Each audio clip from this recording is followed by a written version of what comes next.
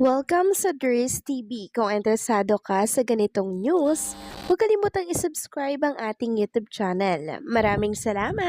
Welcome back again sa ating YouTube channel mga kakimpaw, and sa update natin ito ang pag-uusapan natin ay tungkol sa mga importanteng kaganapan kina Kim and syempre kay Paula Avellino. So pag-uusapan natin sa update na to ay patungkol pa rin po sa kumakalat na usapin ngayon sa social media mga kakimpaw. At maging si Ray Pumaloy ay napa-update na rin po tungkol dito sa napansin nga po sa tummy ni Chinita Princess na lumalaki nga daw po mga kakimpaw. So may baby bump na nga kaya ito katulad ng mga usapan sa social media? Naku, yan mamayang pag-uusapan natin at sana po itapusin ninyo ang update natin ito. And syempre mamaya ipapakita ko rin po sa inyo ang huli cam ng mga picture ni Paula Avellino na kung saan ay antok na antok po mga kakimpaw. Antok na antok. Nakakbangan nga daw kaya ito ng Jontis. Naku, mamaya pag-uusapan natin yan. Pero bago po ang lahat, maraming salamat sa inyong patuloy na pag-support at pag-subaybay sa mga daily update natin. Kaya naman bilang pasasalamat, narito po ang isang napili kong komento patungkol ito sa naging previous update. Mula ito kay Ginang Arlene Casis. Sabi niya, kahil ang langit or kahil ng langit ang title ng song Miss Durs by Maki.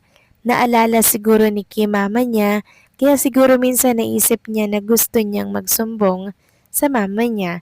Hindi niya ito magagawa sa lahat ng mga problema niya ngayon, naisip niya mama niya. Marahil nga po ginang Arlene Casis, no? Once kasi na nahihirapan tayo, may gusto tayong isumbong, ang lagi po nating hinahanap ay yung nanay po natin, di ba? Kasi yun naman po yung kinagawian po natin Nung bata pa tayo, lagi po tayong nagsusumbong pag nasasaktan tayo. Syempre, ganun din po si Chinita Princess. Miss na miss niya na marahil yung kanyang ina, and ito po talaga yung hinahanap niya every time po na meron siyang problema at pinagdadaanan po sa buhay. 'Di ba? So isang yakap po na mahigpit para kay Chinita Princess dahil talaga naman po nga ang lungkot niya ngayon, lalo na po pag may mga problemang ganito. Pero syempre, andyan naman si Paulo, lagi pong nakaalalay sa bawat problema at sa bawat desisyon na gagawin niya po sa kanyang buhay. And hopefully, ay extra ingat and caring at pagmamahal lang ialay ni Paulo kay Kim Chu. So maraming salamat po sa inyong komento, Ginang Arlene Casis. God bless po at mabuhay kayo. So eto na nga pag-usapan na natin mga kakimpa, mga topic na nakalap natin sa update na to. Tunayan na nga nating pag-usapan. Ito pong pinost na video ni Ray Pumaloy. So maging siya mga kakimpaw na ibalita niya na pala yung tungkol sa lumalaking tiyan nga po ni Chinita Princess. So napag-iiwan na po pala tayo sa pansitan kasi kalat na ito sa social media. So maging siya daw, napapansin niya daw mga kakimpaw, yung paglaki nga daw po ng tummy ni Chinita Princess. Sana nga daw po busog lang, pero iba daw po yung kutob niya mga kakimpaw Feeling niya daw po talaga, alam niyo yun, merong alam mo na, may something mga kakimpaw, ganyan. Kaya pag nangyari daw po yun, paniguradong ninang at ninong po tayong lahat. So ano ba yung gusto niyo daw una? Babae daw ba or lalaki? Para sa akin gusto ko babae mga kakimpaw. Tapos kamukha po ni Chinita Princess. Sabi nga dito na Ray Pumaloy, buntis ba talaga? Parang ano na no ba yan hanggang sa zona 26 o ayaw ni BBBM na mag-aawa ng trending? Charat. So yan mga kakimpaw, maging siya, napansin niya na rin po yung lumalaking tummy ni Chinita Princess at hindi lang po yan.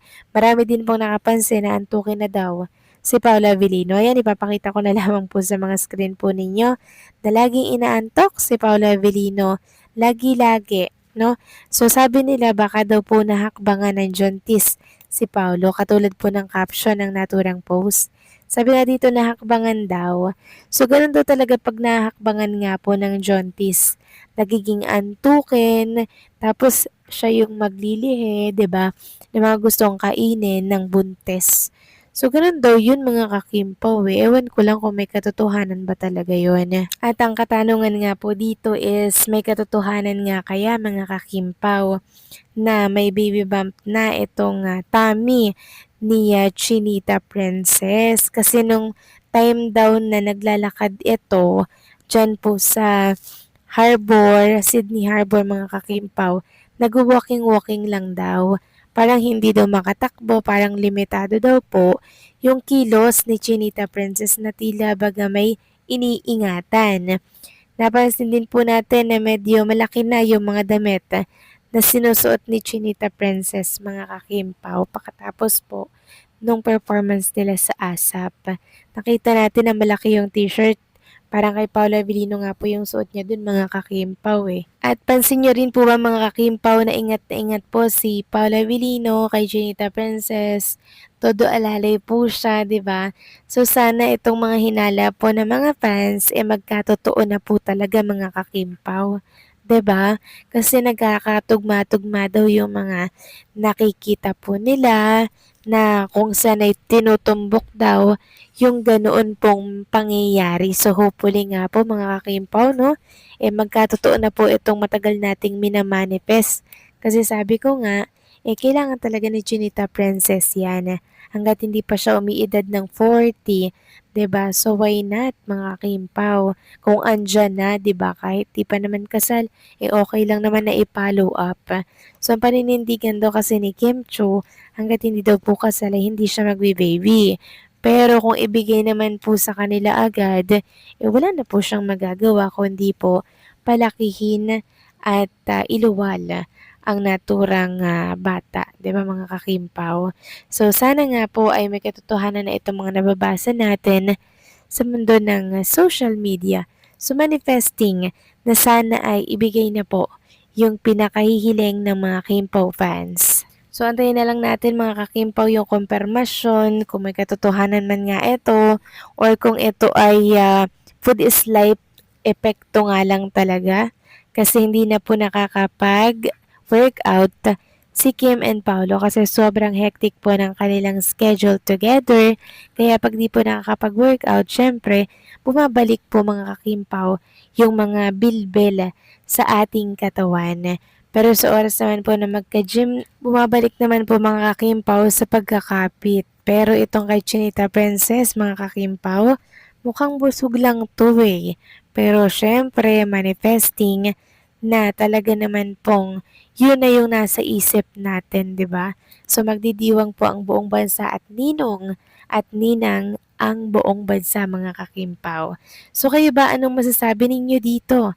Please comment down below and syempre huwag kalimutang i-like ang update natin.